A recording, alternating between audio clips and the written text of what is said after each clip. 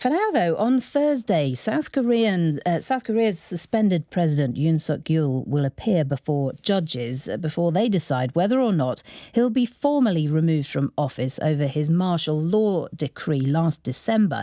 Mr. Yoon was suspended from office after Parliament, led by the opposition left-wing Democratic Party, voted to impeach him.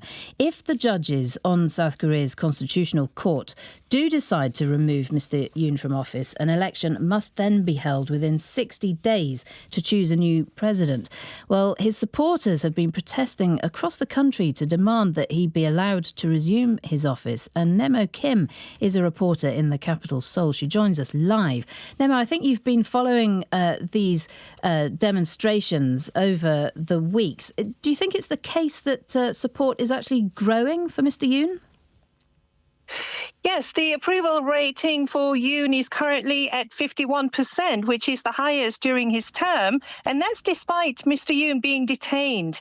And pro-Yoon rallies have noticeably larger crowds, with AI experts estimating they're at least 2 times bigger than anti-Yoon ones. And the pro-Yoon numbers seem to be growing every time I cover their rallies. And many of his supporters told me they decided to back Mr. Yoon after learning about the situation from his martial law decree speech and doing their own research about the opposition using their parliamentary majority to veto and impeach 29 key government positions and cutting key budgets like after-school programs and policing. And after the martial law decree, the opposition and much of the media here accused President Yoon of attempting an insurrection. But it's been since revealed the opposition removed the insurrection charge before submitting the impeachment case to the Constitutional Court. And Yoon supporters say they feel deceived by this submission, especially after all the media coverage surrounding the charge. Right. And one more thing is that it's been revealed that several Constitutional Court judges have pretty serious issues, including the head judge being linked to an online group of thousands of child porn materials and others having ties to law firms owned by opposition figures. Goodness, right. Well, I mean, so it sounds as if support is growing for him despite his legal worries. We can hear now from a couple of supporters who've been protesting recently, and they told us why they're angry he's facing removal from office. In Korea, gender inequality is worse on the left. Left-wing politicians have committed more sex crimes against women, and the movement that shaped Korean left-wing ideology grew on the exploitation of women. That's why I support the right wing. The president has been fighting a lonely battle, so I joined the protest to help increase participation. Supporting the right is not about misogyny, but about common sense. I'm simply someone who values common sense. Without martial law, I wouldn't have known about the Democratic Party cutting budgets and misusing impeachment. Couple of views there. Nemo Kim still on the line. Interesting that they're bringing up the issue of gender again, and that has been key to all these demonstrations, I think. Just explain that for us. Yeah, that's right. I met Ko Hyun-jung and Park Ji-seok. They're both in their 20s at the inauguration event of Yoon supporters, 국민 변호인단, a group set up by Yoon's legal team.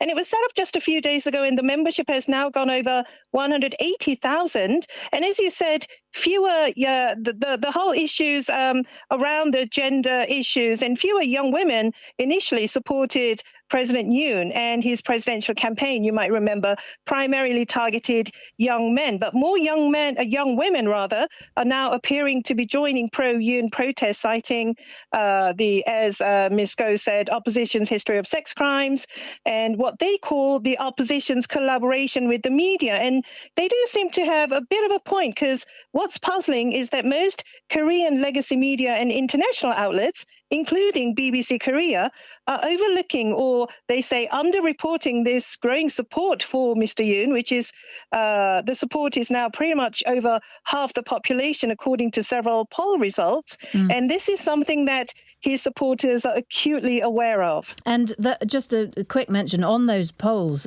you're confident that they're accurate, are you?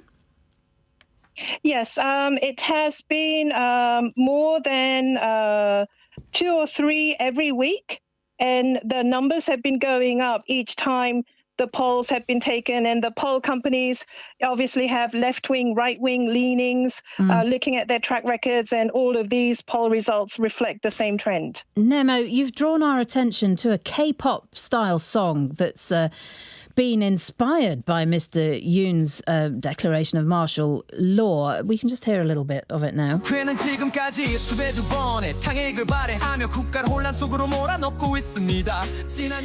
don't know how influential this has been in getting support for him, but what can you tell us about the significance of this song?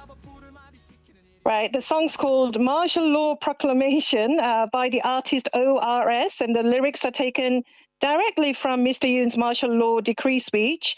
The song's garnered 800,000 views on YouTube, and ORS he says that they have a day job and makes pro-Yoon music as a side project, and many young Koreans are now expressing their support for President Yoon online, with scores of other pro-Yoon music channels gaining massive popularity. OK, Nemo, we're obviously talking about the legal issues surrounding Mr. Yoon, and we're delighted to say that we're joined in the studio by two lawyers, in fact, our guests today. So I know they have questions and comments on this, questions for you.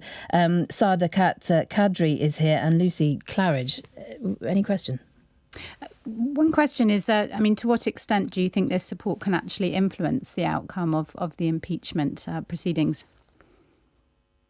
Right, that's an interesting question, because normally in criminal trials, the judges would base their verdict on the legalities of it. But the Constitutional Court, of course, they're supposed to base their verdict on legalities, but they have been known to be influenced by public opinion, and that is obviously what pro-Yoon supporters are aiming for, to try and show their support for President Yoon.